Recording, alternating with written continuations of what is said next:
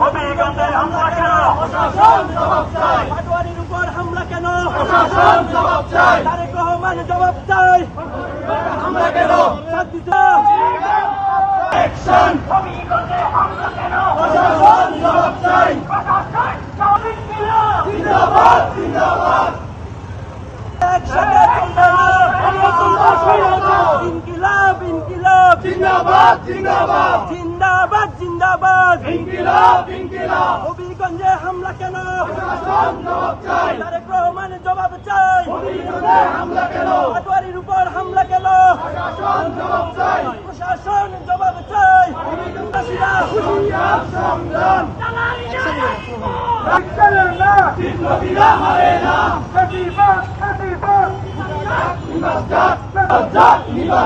হবিগঞ্জে হামলা কেন?